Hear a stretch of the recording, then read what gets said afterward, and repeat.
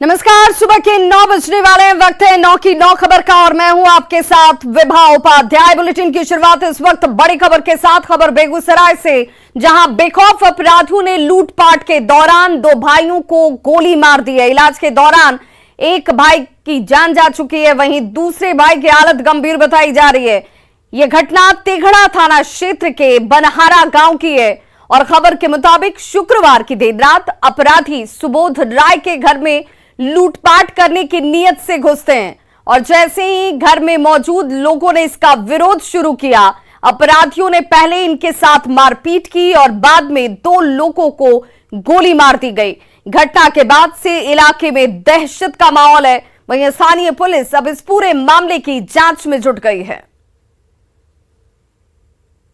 राय के घर पर अज्ञात लोगों के द्वारा अभी कोई प्राथमिकी दर्ज नहीं हुई है, नाम नहीं दिए हैं। फर्द बयान अगर दे देंगे तो नाम आ जाएगा। अपराधियों के द्वारा एक व्यक्ति की हत्या कर दी गई है गोली मारकर और 2 व्यक्ति को घायल कर दिया गया। अभी इन्वेस्टिगेशन की प्रक्रिया जारी है और हम हर जगह हम लोग छापेमारी जारी रखे हुए हैं। वरीय पदाधिकारी भी इसमें दिशा निर्देश दे रहे हैं। खबर कटिहार से, जहां नगर थाना क्षेत्र के संतोषी चौक के पास अज्ञात अपराधियों ने 2 लोगों के साथ पहले मारपीट की और फिर दोनों के ही सीने में गोली मार दी गई। गंभीर हालत में पप्पू सिंह और चिंटू सिंह को पहले सदर अस्पताल और फिर बेहतर इलाज के लिए कटिहार मेडिकल कॉलेज रेफर किया गया। बताया जा रहा है कि पप्पू सिंह अमला टोला का रहने वाला है, जबकि चिंटू कुमार 2 नंबर कॉलोनी के रहने वाले हैं। दोनों सूद ब्याज के काम से जुड़े हुए थे और उसी से जुड़ा हुआ रुपया लेकर ये वापस लौट रहे थे, जिस दौरान अपराधियों ने इन पर हमला किया। ये अज्ञात अपराधी पहले इन्हें घेरते हैं, इनके साथ मारपीट करते हैं और उसके बाद सीने में गोली दाग दी गई। दोनों को एक-एक गोली लगी और फिलहाल पुलिस इस घटना की जांच में जुट गई है। रहे थे कहाँ से? संतोषी से। हाँ, कम से कम 15-20 गाड़ी से आया। लटा के पहले मारा। उसके बाद पिस्टल निकाला, गोली मार दिया। कौन था, कुछ पहचानते हैं? नहीं। आपका क्या नाम है? मेरा नाम चिंटू सिंह है। और जो है उनका क्या नाम है? पप्पू सिंह। कहाँ घर है आप लोग का? क्या चीज बात को लेकर झगड़ा हुआ? कोई बात नहीं, अचानक रोका। डायरेक्ट पूछा, पप्पू सिंह तो ही नहीं रे? उसको मारने लगा, हमको भी मारने लगा। और बड़ी खबर गोपालगंज से आ रही है, जहां एक वीडियो सोशल मीडिया पर तेजी से वायरल हो रहा है। वायरल वीडियो में एक युवक डांसर के साथ डांस कर रहा है और फिर हवाई फायरिंग करने लगता है। महज 6 सेकंड का ये वीडियो और इस वीडियो ने पुलिस महकमे में हड़कंप मचा दिया है। मामला भोरे थाना क्षेत्र के रकबा गांव का है। वहीं वीडियो सामने आने के बाद पुलिस अब इस मामले की जांच में जुट गई है। कहा जा रहा है कि रकबा गांव में छठियार का आयोजन था और इसी आयोजन के तहत ऑर्केस्ट्रा को बुलाया गया था। एक युवक स्टेज पर इस दौरान देखिए कैसे चढ़ा, पहले डांसर्स के साथ ये डांस करता है। तब तक सब कुछ सामान्य, सब कुछ ठीक, लेकिन उसी दौरान ये शख्स अपने हाथ में पिस्टल लेकर फायरिंग करने लगा। फायरिंग करने के दौरान युवक दोबारा हवाई फायरिंग करने की जैसे ही कोशिश कर रहा है, वहां पर वो फायरिंग नहीं कर पाया। वायरल हो रहे वीडियो की हालांकि न्यूज़ 18 पुष्टि नहीं करता।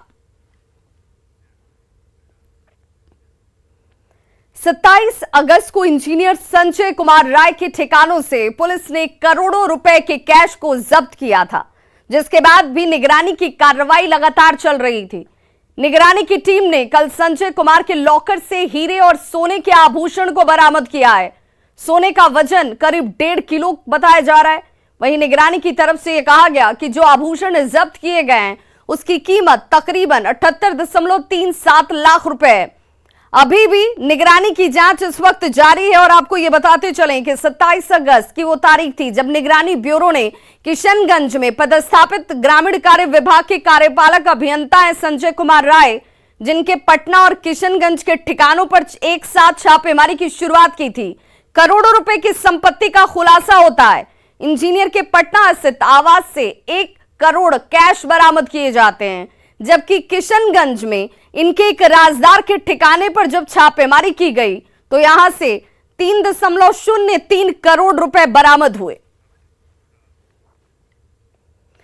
अब बात नगर निगम की, जिनके कर्मचारियों की हड़ताल और इस हड़ताल की वजह से पटना के लोगों का जीना दूभर हो गया है।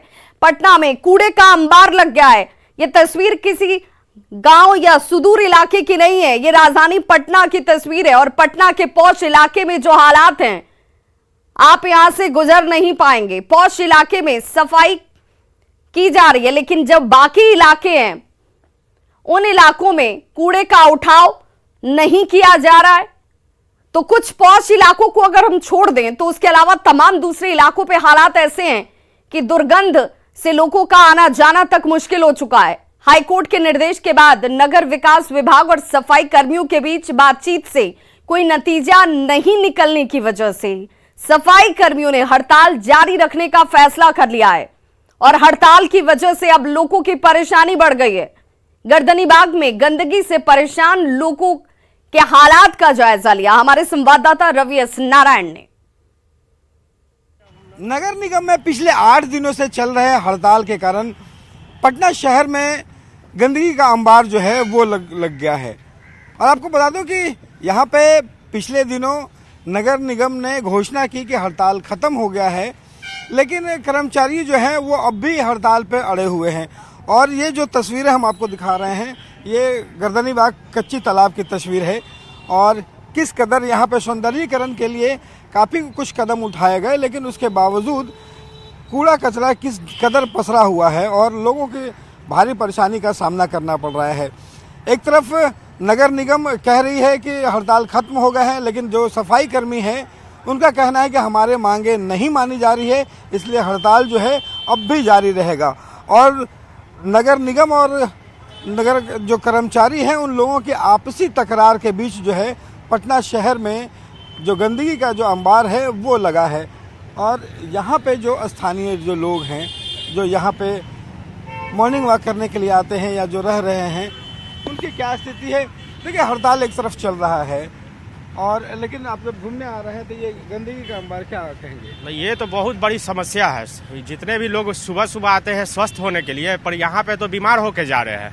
क्या कहेंगे सर यहाँ से सफाई? अरे सर, नगर निगम को सर टाइम पर सैलरी नहीं दिया जाता है, स्टाफ लोग को बहुत परेशानी है, इसी के कारण हड़ताल कर रहा है। अगर उसको टाइम पर सैलरी दे, टाइम पर सारा सुविधा दे तो ऐसा काहे होगा? इस सारा नगर निगम और सरकार का लापरवाही की वजह से ऐसा हो रहा है। सरकार अगर सही रहे तो नगर निगम को तनख्वाह टाइम पर नहीं मिलेगा। अच्छा, आप नगर निगम में काम करते हैं? जी, नगर निगम कर्मचारी हैं। अच्छा, नगर निगम में आप काम कर रहे हैं। यहाँ पर जब डिपार्टमेंट नगर निगम कह रहा है कि हड़ताल खत्म कर दिए हैं, आप लोग जिद पर क्यों अड़े हुए हैं? नहीं, पटना हाई कोर्ट का आदेश था। जो नगर विकास विभाग के सचिव हैं अनंत किशोर जी, उनसे बोला था कि वार्ता करके हड़ताल को तुरंत समाप्त किया जाए, लेकिन अनंत किशोर जी किस बात पे अड़े हुए हैं कि कर्मचारी को समस्या का बात नहीं सुन रहे हैं। देखिए, तो नगर निगम के जो कर्मचारी हैं वो अड़े हुए हैं इस बात पर लेकर कि उनकी जो 11 सूत्री मांगे हैं वो मांगी जानी चाहिए। और इसे लेकर के नगर विकास और यहाँ पे कर्मचारियों के बीच ठन गई है। आज फिर वार्ता होनी है, ये देखना ज़रूरी होगा कि यह हड़ताल ख़त्म होती है या फिर शहर में कूड़ा का अंबार ऐसे ही लगा रहता है। कैमरा पर्सन मनीष जुनेजा के साथ रवि एस नारायण, न्यूज़ 18 पटना।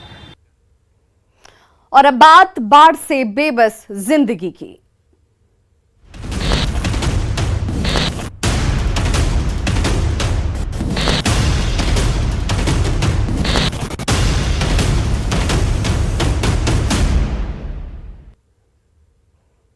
तो गंगा उफान पर है और जिंदगी इस वक्त परेशान है। मुंगेर में बाढ़ का कहर जारी है और बाढ़ का पानी अब नए नए इलाकों में अपनी चपेट में इन इलाकों को ले रहा है। प्रवेश ये पानी अब नए इलाकों में कर रहा है और यही वजह है कि हालात अब बेकाबू होते नजर आते हैं। सबसे ज्यादा परेशानी पशुपालकों को हो रही है।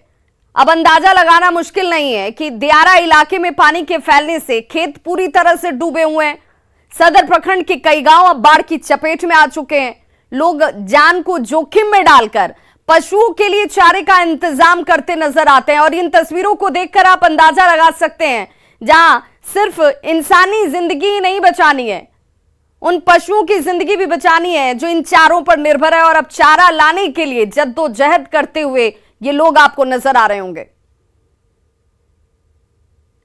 तो मकान, खेत, खलिहान सब कुछ जलमग्न है। डूबा हुआ है और दूर दूर तक जहां तक आपको नजर आएगा वहां तक सिर्फ पानी का ही साम्राज्य दिखेगा। वहाँ जाती है, आराम से घर गिर जाती है। ये बाढ़ करके 8-10 जैसे हुआ है। हाँ, पानी समस्या है कि पानी घर द्वार में पानी घुसा हुआ है। घर में सर पानी घुस गया है, न जलावन का अच्छी है, न गाय माल को चारा मिलता है। ये डूब के नामते हैं। तो वहीं लखीसराय की तस्वीर भी इससे ज्यादा अलग नहीं है। गंगा के जलस्तर में वृद्धि लगातार यहां भी जारी है और गंगा के बढ़ रहे जलस्तर से पिपरिया और बढ़ैया प्रखंड के कई इलाकों में बाढ़ का पानी अब प्रवेश कर चुका है। कई गांव जो है वो जलमग्न है और जाने वाली जो मुख्य सड़कें हैं वो जलमग्न हो चुकी हैं। यानी आवाजाही के लिए अगर आपके पास कोई विकल्प है, कोई साधन है, तो एकमात्र नाव ही है। बाढ़ के पानी से सबसे ज्यादा परेशानी अगर किसी को इस वक्त उठानी पड़ रही है तो वो है किसान, क्योंकि किसानों की कई एकड़ में लगी हुई फसल डूब चुकी है। तो पहले बारिश नहीं हो रही थी, इस वजह से परेशान थे, सुखाड़ का दंश झेल रहे थे, तो बाढ़ के पानी ने रही सही कसर भी पूरी कर दी। शासन और प्रशासन इन्हें लेकर लापरवाह नजर आता है, जैसा इन ग्रामीणों का कहना है। और डीएम ने यह कहा कि बाढ़ पीड़ितों की मदद के लिए जिला प्रशासन ने अपनी तरफ से पूरी तैयारी कर रखी है, लेकिन वो तैयारी कहां है और कैसी है, ये सवाल इनकी तरफ से खुद पूछे जा रहे हैं। बाढ़ प्रभावित इलाके में अधिकारी निरीक्षण तो कर रहे हैं, बाढ़ से निपटने के लिए जिला प्रशासन पूरी तरह से तैयारी का दावा कर रहा है। पूरा बढ़ती है, बढ़ रहा है गंगा स्तर लगातार पूरा बिल्कुल। ये तो अभी थोड़ा बहुत मतलब कि डूबा हुआ है, बाकी धर्मशाला में लोग अपना रैन बसेरा अपना कर रहे हैं। जानवर का भी बहुत दिक्कत हो रहा है, आदमी का भी बहुत दिक्कत हो रहा है। लोग पानी में हेल के आते हाँ, इधर से भी खुटा गांव पड़ता है, लड़की लोग आती थी पढ़ने के लिए, स्कूल कॉलेज वगैरह आने जाने में बहुत परेशानी हो रही है। डिस्टर्बेंस हो गया है, खास करके बीएनएम कॉलेज के पास का क्षेत्र पूरा जल प्लावित हो गया है। इसके कारण वार्ड नंबर 14 हमारा बहुत डिस्टर्ब हुआ है। वहाँ हम लोग वार्ड नंबर 14 के लोगों को वहाँ से विस्थापित करके, बल्कि चूँकि उनका ऑलरेडी प्रभावित हो गए थे, तो हम लोगों ने ला करके यहाँ रख दिया है जगनानी धर्मशाला में। और अभी तक वर्तमान में 198 लोग हम लोगों ने ले आकर के वहाँ उनके खाने पीने की व्यवस्था कल शाम से ही शुरू हो गई।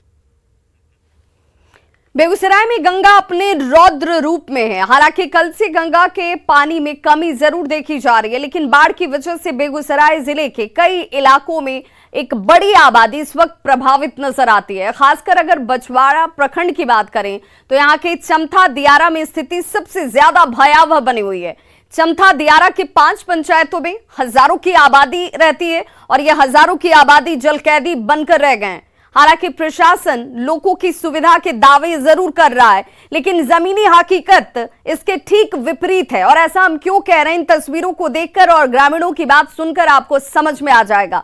खासकर बाढ़ के दिनों में आवागमन के लिए नाव ही एकमात्र सहारा इन लोगों के सामने अब है, लेकिन उसकी भी व्यवस्था जिला प्रशासन के द्वारा नहीं की गई है। लोग अपने अपने संसाधनों से पलायन करने को भी विवश हैं। स्थिति का जायजा लिया हमारे संवाददाता संतोष कुमार ने। अभी हम खड़े हैं बछवाड़ा प्रखंड के चमथा दियारे में, जहां आप देख सकते हैं किस तरह लोग आने जाने को विवश हैं। गंगा अपने पूर्ण रौद्र रूप में है और जो है यहाँ की स्थिति बिगड़ चुकी है, हालात बिगड़ चुके हैं। लोगों को काफ़ी कठिनाइयां हो रही हैं। किस तरह लोग तैर कर जा रहे हैं, आ रहे हैं, सहज अंदाज़ा लगा सकता है कि जान जोखिम में डालकर लोग जा रहे हैं। खास करके अगर कहा जाए तो दियारा क्षेत्र में एक नाव ही आवागमन का साधन रहता है, लेकिन लोगों की शिकायत है यहाँ कोई नाव नहीं दी गई है। नाव तो दूर, अन्य कोई भी सुविधाएं नहीं दी गई। अभी तैर कर आए हैं।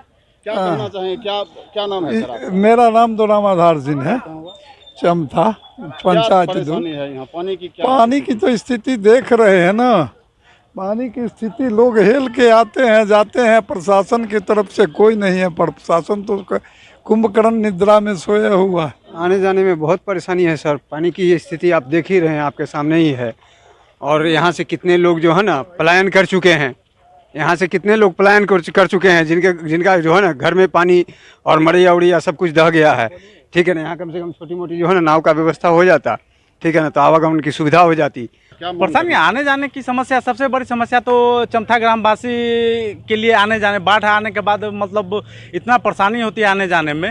चमथा 1-2 तो थोड़ा बेहतर है थोड़ा सा, लेकिन सबसे बड़ी समस्या चमथा 3, चमथा बिशनपुर और दादोपुर के लिए।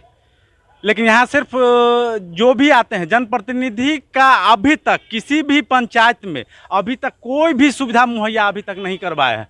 बहुत कठिनाइयाँ से जा रहे हैं, आने जाने में दिक्कत होता है, माल मवेशी को सबसे ज़्यादा दिक्कत होता है, खाने पीने के लिए सुविधा नहीं है। लोग मतलब घर छोड़ के अब जा रहे हाँ, हैं। घर छोड़ के अलग अपना प्लान कर रहे हैं। तो निश्चित रूप से कहा जा सकता है बड़े बड़े दावे किए जा रहे हैं सरकार के तरफ से हो या स्थानीय जो प्रशासन है उनके द्वारा हो, लेकिन लोगों का जो कहना है जमीनी हकीकत उससे ठीक विपरीत है। अभी तक प्रशासन के द्वारा किसी भी प्रकार की सुविधा चमथा दियारे में नहीं की गई है, जिसके लिए लोगों में आक्रोश भी है और लगातार लोगों के द्वारा प्रशासन से मांग भी की जा रही है। संतोष कुमार, न्यूज़ 18 बेगूसराय। तो इस रिपोर्ट के जरिए हम उम्मीद करते हैं कि इस चमथा दियारा के इलाके में भी प्रशासनिक टीम पहुंचेगी और जो दावा किया जा रहा है उस दावे के अनुरूप यहां पर मदद लोगों तक पहुंच पाएगी। खबर रोहतास के डेहरी अनुमंडल क्षेत्र से, जहां नौहट्टा थाना के महादेव खो के पास हुई मूसलाधार बारिश की वजह से जल प्रलय की तरह दृश्य नजर आने लगा। ये तस्वीर देखिए, ये किसी जलप्रपात की तस्वीरें नहीं है, ये कैमूर पहाड़ी पर हुए मूसलाधार बारिश के बाद महादेव खो के पास गिरने वाले जलप्रपात में अचानक से इतना तेज पानी आ गया कि आसपास के दुकान ही नहीं, पूजा अर्चना करने आए लोग भी यहां से भागते हुए नजर आए। तस्वीरें आपके सामने हैं और इन तस्वीरों में आप देख सकते हैं कि किस प्रकार पानी की धारा यहां पर बह रही है। मूसलाधार बारिश की वजह से जलप्रपात रौद्र रूप धारण कर लेता है और देखने में ऐसा प्रतीत हो रहा है कि जैसे मानो सब कुछ यहाँ अपने साथ ये बहा ले जाने को आतुर है। तो पहाड़ों पर कुदरत का ये कोहराम देखिए किस तरीके से, और यहाँ पर जो लोग पहुंचे थे, श्रद्धालु पहुंचे थे, जो दुकानें थी, वो सब डूबते हुए नजर आए। जो मौजूद लोग थे वो यहां से अपनी जान बचाकर भागते हुए दिखे। गंगा के जलस्तर में लगातार बढ़ोतरी से राघोपुर में बाढ़ जैसे हालात हैं। पानी की धारा ने राघोपुर में जिंदगी की रफ्तार पर मानो ब्रेक लगा दिया है। हाल ये है कि आजादी के 75 साल बीत जाने के बाद भी सरकार से लेकर जनता तक की जिंदगी नाव के सहारे ही कट रही है। देखिए राघोपुर दियारा के लोगों का दर्द।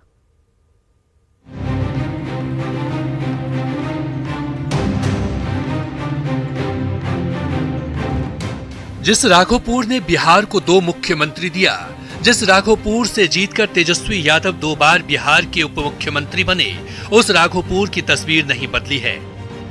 कुछ दिनों पहले सीएम नीतीश कुमार पहुंचे थे और इलाके का जायजा लिया था। उन्होंने बताया था कि 1975 में पहली बार इस इलाके में नाव से पहुंचे थे और हालात अब भी जस के तस हैं। गंगा का जलस्तर बढ़ने से एक बार फिर इलाके में पानी जमा है। प्रशासन से मदद नहीं मिलने से स्थानीय लोग खुश नहीं हैं। हमारे गांव में 4-5 दिन से पानी आया हुआ है और हमें कोई सरकारी सहायता नहीं मिली है और हमें राशन लाने की भी सुविधा उपलब्ध नहीं है और पशु भी है हमारे दरवाजा पर, उसके लिए भी चारा लाने की कोई व्यवस्था नहीं है। गंगा किनारे बसे राघोपुर प्रखंड के 20 पंचायतों में करीब 3 लाख की आबादी रहती है। हालात कैसे हैं, ये वो नाव से स्कूल जाते इन बच्चों की तस्वीर से समझा जा सकता है। नौनिहाल नदी की धार से लड़कर भविष्य संवारने की जद्दोजहद में लगे हैं। गंगा की उफनती धारा से अब उन्हें डर नहीं लगता। शिक्षा विभाग के अधिकारियों का कहना है कि कोशिश की जाती है, लेकिन नदी की उफनती धारा सभी उम्मीदों पर पानी फेर देता है। स्कूल से, नाव से, क्या तुम लोग को डर नहीं लग रहा है? क्यों? सर के साथ इसलिए। क्या?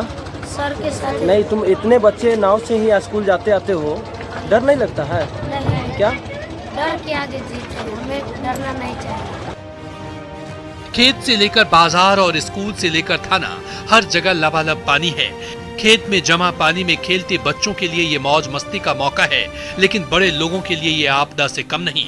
प्रशासन से नाउम्मीद हो चुके लोग अब अपने भरोसे ही जिंदगी की कश्ती को किनारे लगाने की कोशिश में जुटे हैं। न्यूज़ 18 के लिए वैशाली से प्रफुल्ल की रिपोर्ट। छपरा में मशरक के सिमरी गांव में दो पक्षों के हिंसक झड़प के बाद तनाव कायम है। हालांकि पुलिस मौके पर कैंप कर रही है। मशरक प्रखंड क्षेत्र के सिमरी पंचायत के समस्तपुरा गांव में गुरुवार की रात मामूली विवाद को लेकर दो पक्षों में जमकर मारपीट होती है, जिसमें 6 लोग घायल हो गए थे। और इस घटना के बाद एक दूसरे पक्ष की ओर से एक मदरसे से आकर सार्वजनिक मंदिर के पास मारपीट की जाती है और मंदिर के चापाकल को तोड़ दिया गया, जिसके बाद गांव में तनाव का माहौल है।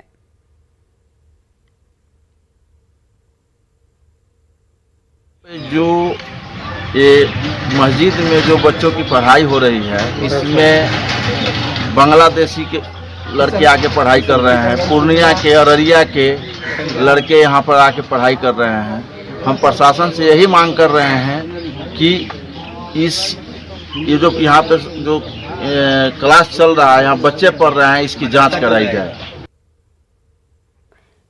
तो झड़प होती है इस इलाके में और इलाके में तनाव को देखते हुए पुलिस इस वक्त कैंप जरूर कर रही है। लोगों के बीच बातचीत कर स्थिति को सामान्य करने की कोशिश जरूर जारी है। और सहयोगी संतोष गुप्ता हमारे साथ इस वक्त ज्यादा जानकारी के साथ फोन लाइन पर जुड़ गए हैं छपरा से। संतोष, इस वक्त क्या हालात हैं? क्या दोनों पक्षों के बीच कुछ प्रबुद्ध जनों के साथ बातचीत करके स्थिति को सामान्य करने की कोशिश की जा रही है? जी बिल्कुल, स्थिति अब पूरी तरह से सामान्य है। प्रशासन ने भी दावा किया है कि स्थिति को सुलझा लिया गया है। थोड़ा देर के लिए तनाव जरूर पैदा हुआ था, क्योंकि बगल में जो एक मदरसा चलता है उसको लेकर कुछ ग्रामीणों का विवाद था कि मदरसा में बाहर से लोग आकर के रहते हैं और समय समय पर वे लोग गांव में उपद्रव करते हैं। तो इसको लेकर के थोड़ा सा हंगामा हुआ था। गांव के जो प्रबुद्ध जन थे उनकी एक पंचायत बुलाई गई थी। पंचायत में प्रशासन के भी लोग थे। दोनों पक्ष के लोगों को बुलाकर समझा दिया गया है और मामला पूरी तरीके से शांत है और कोई विवाद की बात नहीं है। हालांकि एक सवाल जरूर उठा, लोगों का कहना है कि गांव में कुछ बाहरी लोगों की गतिविधियां बढ़ी है, जिसकी जांच की मांग की जा रही है। प्रशासन ने कहा है कि कोई भी अगर गलत काम करेगा तो उसके खिलाफ उचित कानूनी कार्रवाई की जाएगी और पुलिस ने स्थिति को पूरी तरह से काबू में कर लिया है। चलिए, बहुत बहुत शुक्रिया संतोष इस तमाम जानकारी के लिए। तो खबरों का सिलसिला लगातार जारी है। आप देखते रहिए न्यूज़ 18 बिहार झारखंड। यहां खबरों का सिलसिला कभी नहीं थमता।